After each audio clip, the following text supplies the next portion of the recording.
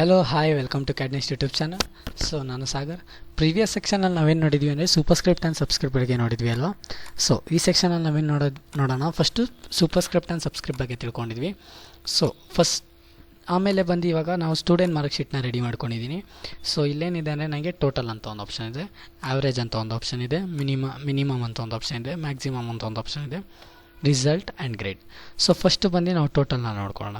Total ಹೇಗೆ ಮಾಡೋಣ ಅಂದರೆ ಟೋಟಲ್ದೊಂದು ಫಾರ್ಮುಲಾ ಬರುತ್ತೆ, same as it is equal to SUM sum ಅಂತ ಹಾಕೊಳ್ಳೋಣ, ಬ್ರ್ಯಾಕೆಟ್ ಓಪನ್ ಮಾಡ್ಕೊಳ್ಳೋಣ.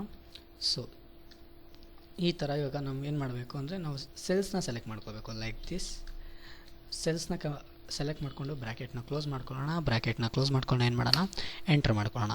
ಹಾಗೆ ಈಚ್ ಸೆಲ್ಸ್ಗೂ ನಾನು ಮಾಡ್ಕೊತ ಬರಬೇಕಾಗತ್ತೆ. ಪ್ರತಿಯೊಂದು ಸೆಲ್ಸ್ಗೂ ನಾನು ಏನು ಮಾಡಬೇಕಾಗತ್ತೆ, ಫಾರ್ಮುಲಾನ ಅಪ್ಲೈ ಮಾಡ್ಕೊತ ಬರಬೇಕಾಗತ್ತೆ.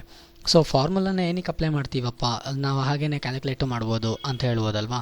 ಸೊ ಹಾಗೆ ಕ್ಯಾಲ್ಕುಲೇಟ್ ಮಾಡಿದ್ರೆ ನನಗೇನಾಗುತ್ತೆ ಅಂದರೆ ನೋಡಿ, ಲೈಕ್ ದಿಸ್ 556 ಆಗುತ್ತೆ ಅಂತ ಹೇಳಿ ಮಾಡಿದ್ದೀನಿ. ಬಟ್ ಇಲ್ಲಿ ನನಗೆ ಯಾವುದೇ ರೀತಿ ಫಾರ್ಮುಲಾ ಹಾಕಿಲ್ಲ.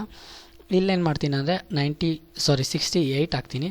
ಹಾಗೇನು ಇಲ್ಲೇನು ಮಾಡ್ತೀನಿ 20 ಹಾಕ್ತೀನಿ. ಸೊ ಇಲ್ಲೇನಾಗ್ತಿದೆ, ನನಗೆ ಇಲ್ಲೇನೇ ಚೇಂಜಸ್ ಮಾಡಿದ್ರು ನನಗೆ ಇಲ್ಲಿ ಆಗ್ತಾಯಿಲ್ಲ. ಸೇಮ್ ಎಸ್ ಇಟ್ ಈಸ್ 546 ಹೇಗಿದೆಯೋ ಹಾಗೆ ಇದೆ. ಅದೇ ಬೇರೆ ಸೆಲ್ಲಲ್ಲಿ ನೋಡಿ ನನಗೆ 20 ಹಾಕಿದ್ರೂ ಚೇಂಜ್ ಆಗುತ್ತೆ, ಹಾಗೆ 50 ಹಾಕಿದ್ರೂ ಕೂಡ ನನಗೆ ಚೇಂಜ್ ಆಗುತ್ತೆ, 100 ಹಾಕಿದ್ರೂ ಕೂಡ ನನಗೆ ಇಲ್ಲಿ ಚೇಂಜ್ ಆಗುತ್ತೆ. ಸೊ ಲೈಕ್ ದಿಸ್ ಪ್ರತಿಯೊಂದಕ್ಕೂ ನಾನು ಫಾರ್ಮುಲಾ ಆಗ್ತಾ ಬಂತು ಅಂದರೆ ನನಗೆ ಎಲ್ಲ ಆ್ಯಸ್ ಇಟ್ ಈಸ್ ಒಂದು ಸೆಲ್ನ ಚೇಂಜ್ ಮಾಡಿದ್ರೆ ನನಗೆ ಹಾಗೆ ಎಲ್ಲ ಪ್ರತಿಯೊಂದು ಸೆಲ್ನ ನನಗೆ ಚೇಂಜ್ ಮಾಡ್ಕೊತ ಬರ್ಬೋದು.